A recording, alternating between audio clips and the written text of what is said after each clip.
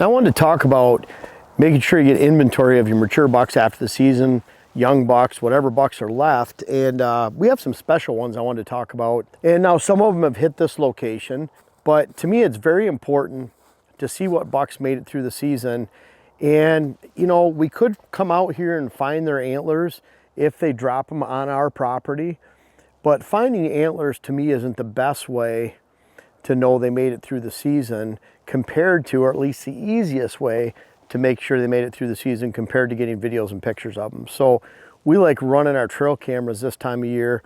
And it's not that we don't like getting out in the woods looking for antlers, it's just more of a sure thing for knowing what bucks are left. We have some very special bucks that made it through the season, and I'll first discuss two that I'm worried about. They made it through our first main gun season here in Minnesota, and our opening weekend is unfortunately during the rut, and that leaves a lot of bucks to be susceptible. We had two bucks that made it through to mid-November, and that would be Shorty. Shorty is one I actually passed up right here when I was hunting. Shorty came right through here. He's a beautiful 10-point wide heavy, and I figured he's a 4-year-old. And so as a 4-year-old, I want to see what he turns into at 5. And we have enough 5-year-olds around the property that he just was not on my shoot list for this year. So problem is, Shorty, we saw him kind of with a bent neck, head tipped back, and that was in mid-November. So I don't know if he had a neck injury, but bottom line is we haven't seen him since mid-November. I'm really hoping to get a picture of him next summer. And I don't think he's on the property, or we have enough cameras out, we'd see him. The second one is Isaac. Isaac is a beautiful 5-year-old 10-point. He was on the hit list. He was one of my top 3, 4 at the worst, but more like top 3 behind Barry and Bo. And I haven't seen him since the last day of that first gun season, which was November 12th. So it's the last day I've seen him. I didn't hear any shots in the neighborhood on that day. I feel confident he made it through that hunting season, but he's a buck that disappeared usually end of October, early November for whatever reason, came back during the summer. I'm hoping he repeats that pattern. But we have some really cool bucks that have made it through the season, and some of them, including Ocho, we just got a picture of him the other day right in this spot. He's a beautiful 4-year-old 8-point. I was able to pass him up, and he's just a buck that when they go from 4 to 5 around here, they really can grow those stickers, kickers. All of a sudden they have drop tines, but he's already very wide. He has beautiful brow tines, and he's just a big old 4-year-old buck. Again, not on the shoot list, but he made it through the season, so he is on the shoot list for next year. Next, McFly. McFly is a really cool buck that has a flyer off the left side. In fact, when we saw him before, he was down in the middle of our property, and then he's been on this edge right here too. And McFly has a flyer coming out, and I thought he was Bo, but McFly made it through the season. The last video we have him was just a week ago, which had been mid-January. The season ended end of December, 1st of January, and he's limping. He has a limp on his right rear leg, so we're not sure what's wrong with him, but he's got a good limp to him.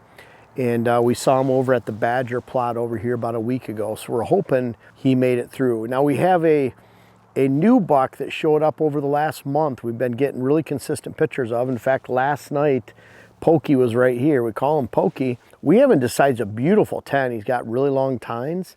He's around this area a lot. And I'm going to tell you why this is important. You know, we get these inventory. So now we're not taking for face value that they'll be around next year.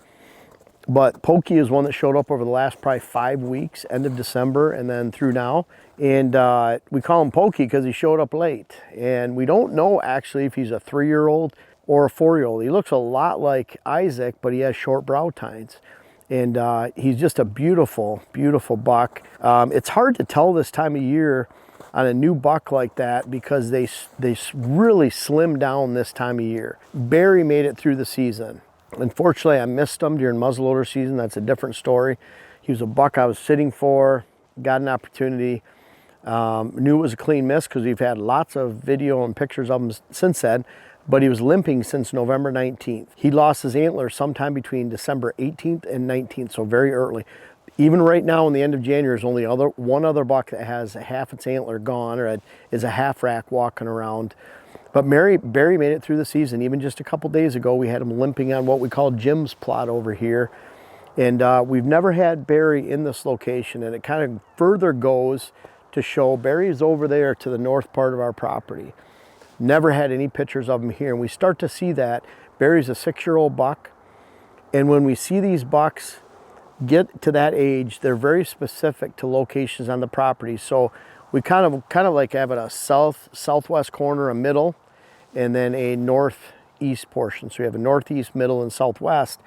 And between those 3 sections, sometimes they go from mid to north or mid to south, but we don't see them go from southwest to northeast as far as those corners. Some of the younger bucks do. They can be very mobile because they don't have their own spot yet. But Barry is one that's very specific. We've actually found his both sets of sheds for 2 years in a row now, just 70 yards apart. The 2 sheds were about 10, 15 feet apart, and then last year's antlers, when he was 5 years old, were only about 5 feet apart. So Barry's a really cool buck. Now Junior was a buck we had in this location throughout the season, and he's got a limp to him too, but not as bad as Barry. He's another beautiful 10. We call him Junior because he was a junior and he looked similar to what Bo did. Kind of a tighter rack, tall 10-point. And then Junior has a giant brow tine. And so one of his brow tines are really big. We can always tell Junior apart from the other bucks. And he made it through. I was able to pass him up twice this year, one time with Jackson, and then one time in muzzleloader in December as a 4-year-old over here on the 67. So different locations. Really cool buck. Another one, LBeams. LBeams is a 5-year-old. If he would have gone by, I would have shot at him. He doesn't score much. He's got lower tines, but he's really wide and he's super heavy. He's got a little split on his G2. We see him over at the Hermit Plot. He's actually been over here in the last week, but really cool bucks. I think a good name. Dylan actually saw him and they couldn't get a shot 2 seasons ago. He would have been 3 years old with Tyler, our hunt winner. So Tyler couldn't get a shot at him, but he has really long main beams, and so that's where LBeams came in.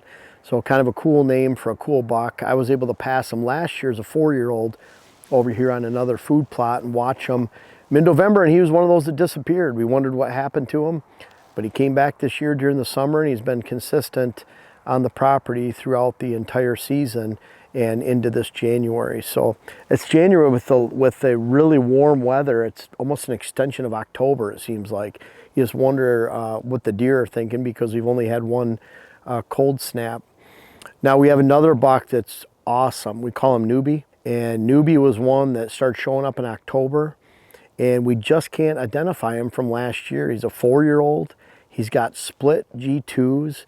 And he's missing one brow tine, and he has since October, but very wide. His antlers go outward, and really cool buck that's more on the southwest corner of the land. Now I'm going to ask Dylan right now because I'm going through the bucks in my head as we speak, and we look for them. We talk about them all the time, and I know I'm going to miss one, but Dylan, can you think of any that I miss? We talk about Ocho, Newbie, McFly, LBeams, Junior, Barry, Isaac, and... That sounds like the whole gang. Isaac, and what's the other one that we lost early? Oh, Shorty.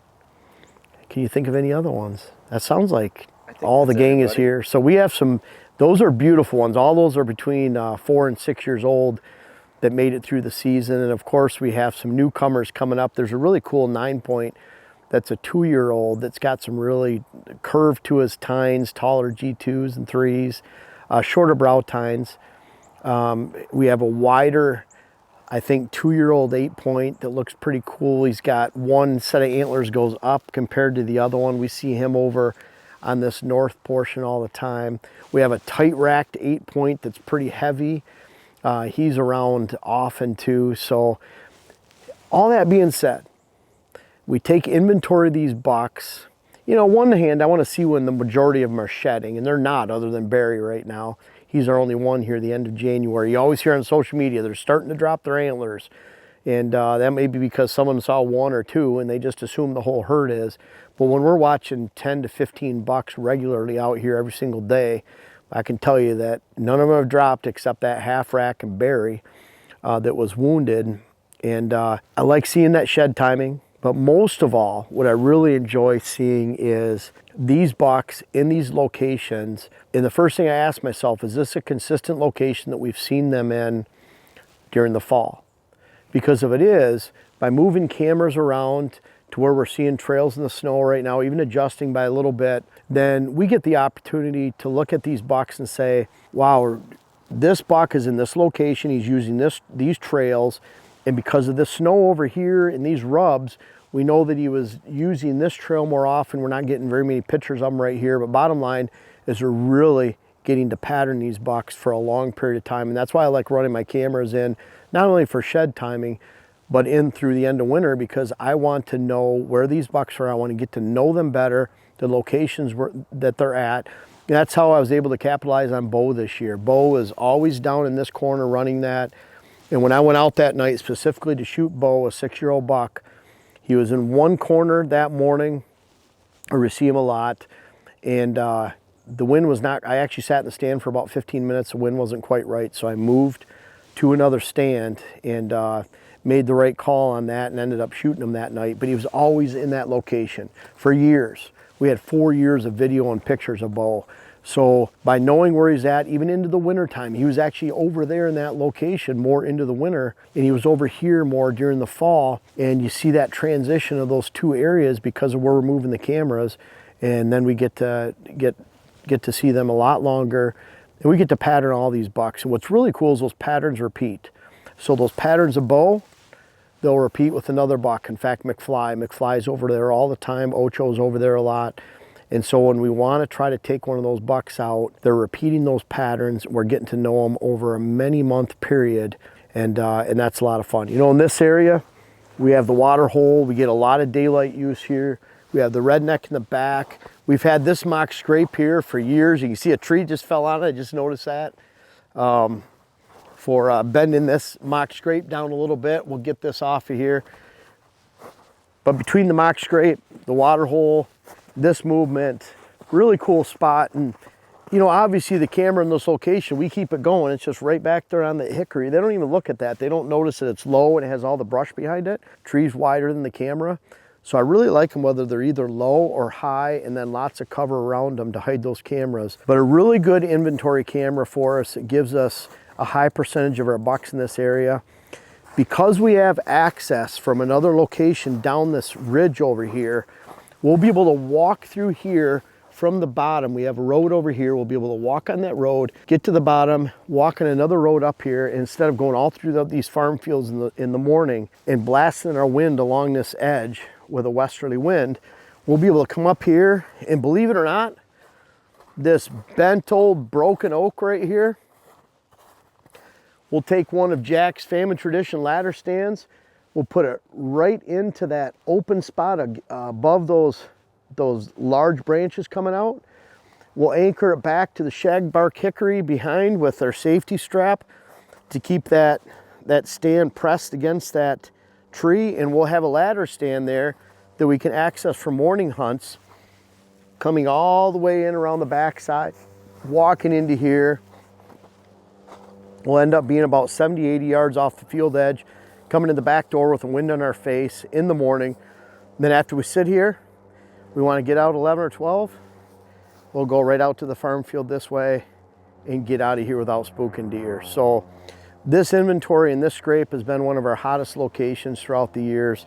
And it not only gives us an indication of what bucks made it through the season, but just their habits all year long. And I hope you have camera locations like that. We have this times quite a few where we can see that and see those overlapping ranges.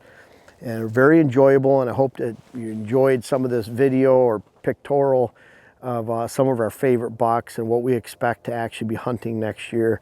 And I can say that the number of older bucks and the quality of those bucks that we're transferring into the hunting season of 2024 gives us a lot to be excited about, and can't wait to bring it to you this fall.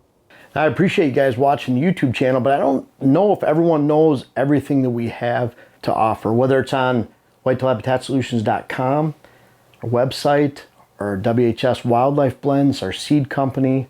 Also Instagram you can check out. I'm very active on Instagram, putting strategies on there, photos of what we do every day. Much more active there than Facebook.